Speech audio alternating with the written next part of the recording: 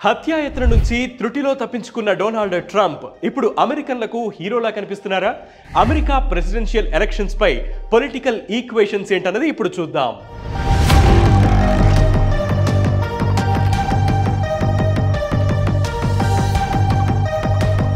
2020లో జరిగిన అధ్యక్ష ఎన్నికల్లో ఓటమి పాలైనా కూడా 2024 ఎన్నికల బరిలో నిలవడం వెనుక డొనాల్డ్ ట్రంప్ వ్యూహాత్మక రాజకీయాన్ని నడిపారు.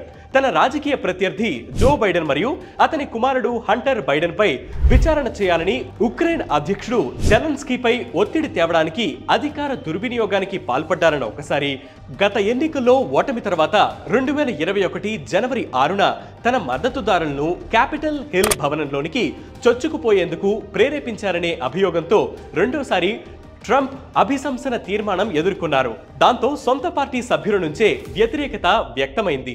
అయితే ఈ రెండు సందర్భాల్లో కూడా ప్రతినిధుల సభలో ఇంపీచ్మెంట్ మోషన్ ఆమోదం పొందినా కూడా సెనెట్లో విరిగిపోవడంతో ట్రంప్కు విముక్తి లభించింది. అయితే అభిశంసన తీర్మానంలో రిపబ్లికన్ పార్టీ సభ్యులే తనకు వ్యతిరేకంగా ఓటు వేయడంతో ట్రంప్ సొంతంగా పార్టీ పెట్టుకుంటారనే ఊహాగానాలు కూడా ఊపందుకున్నాయి. కానీ ఆ తర్వాత ట్రంప్ అన్న మాటలే ఆయన్ను 2024లో మళ్లీ అధ్యక్ష బరిలో నిలిపాయనడంలో అతిశయోక్తి లేదు. కొత్త పార్టీ పెడితే మా ఓట్లు చీలిపోతాయి, అలా అయితే మేము ఎప్పటికీ గెలవలేం, రిపబ్లికన్ పార్టీ ఇంతకు ముందు కంటే బలంగా ఐక్యంగా ఉంటుంది అని కన్జర్వేటివ్ పొలిటికల్ యాక్షన్ కాన్ఫరెన్స్ లో ట్రంప్ చేసిన ప్రసంగం తన రాజకీయ ఉనికిని చాటుకుందనే చెప్పాలి.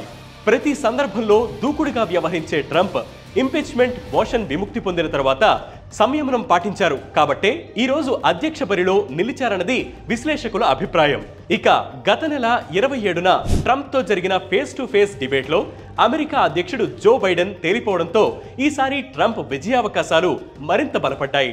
ఇప్పటికే బైడెన్ జ్ఞాపక శక్తిపై పలు అనుమానాలున్నాయి. కొన్ని సందర్భాల్లో ఆయన ప్రవర్తన, తడబడుతున్న తీరులో 88 ఏళ్ల వయసులో బైడెన్ మళ్లీ అధ్యక్ష బరిలో నిలవడాన్ని డెమోక్రాట్లలోనే చాలా మంది జీర్ణించుకోలేకపోతున్నారు. ట్రంప్తో చర్చ తర్వాత బైడెన్ అధ్యక్ష రేసు నుంచి తప్పుకోవాలన్న డిమాండ్లు కూడా ఊపందుకున్నాయి. ఇప్పుడు ట్రంప్ పై హత్యాయత్నం జరగడంతో బైడెన్ తప్పుకుంటారన్న డిమాండ్లు జోరుగా వినిపిస్తున్నాయి. అమెరికా ఫస్ట్ నినాదంతో ప్రాంతీయ తత్వానికి ప్రాధాన్యమిచ్చే ట్రంప్ ఈసారి తన స్టైల్ మార్చినట్లే కనిపిస్తోంది. ఇతర దేశాల నుంచి వచ్చే వారి పట్ల ఉదారంగా వ్యవహరిస్తున్నారు. ఇతర దేశాల విద్యార్థులకు డిగ్రీ పూర్తవగానే గ్రీన్ కార్డ్ ఇవ్వడంపై తన ప్రభుత్వం ఆలోచిస్తోందని చెప్పారు. ఈ చర్యలన్నీ కూడా న్యూట్రల్ ఓటర్లు ట్రంప్ పై ఆకర్షితులయ్యేలా చేస్తోందని పలు సర్వేల్లో తేలింది.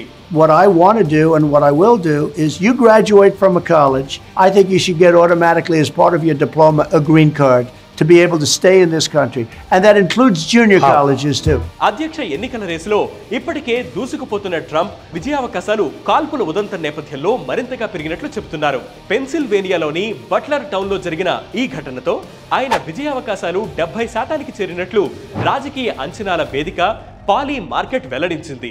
అడల్ట్ మూవీ స్టార్ కు డబ్బులు ఇచ్చారంటూ దాఖలైన హుష్ మనీ కేసులో ట్రంప్ దోషిగా తేలినా కూడా డెమోక్రాట్లలో బైడెన్ పై ఉన్న వ్యతిరేకత, ప్రతి సందర్భంలో బైడెన్ తడబడుతున్న తీరు ప్రజల్లో ఆయన పట్ల విశ్వాసం సన్నగిల్లేలా చేస్తోందని పలు సర్వేలు తేల్చాయి.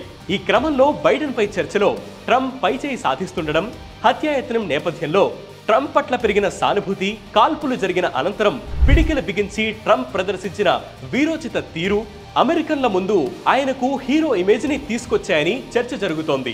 ఈ నేపథ్యంలో త్వరలో విస్కాన్సిన్ లో 3 రోజుల పాటు జరగనున్న రిపబ్లికన్ పార్టీ మీటింగ్ లో ట్రంప్ అధ్యక్ష అభ్యర్థిత్వాన్ని అధికారికంగా ప్రకటించడం, అనంతరం నవంబర్లో జరిగే ఎన్నికల్లో ఆయన గెలుపు అవకాశాలు అధికంగా ఉన్నాయని సర్వేలు చెబుతున్నాయి. ఇది ఇవాల్టి బిగ్ స్టోరీ. మరిన్ని ట్రెండింగ్ వీడియోస్ మరియు అప్డేట్స్ కోసం వెంటనే వే2 న్యూస్ తెలుగు యూట్యూబ్ ఛానల్ ని సబ్స్క్రైబ్ చేయండి. దాంతోపాటు వే2 న్యూస్ యాప్ ని ఫ్లిప్ చేయండి.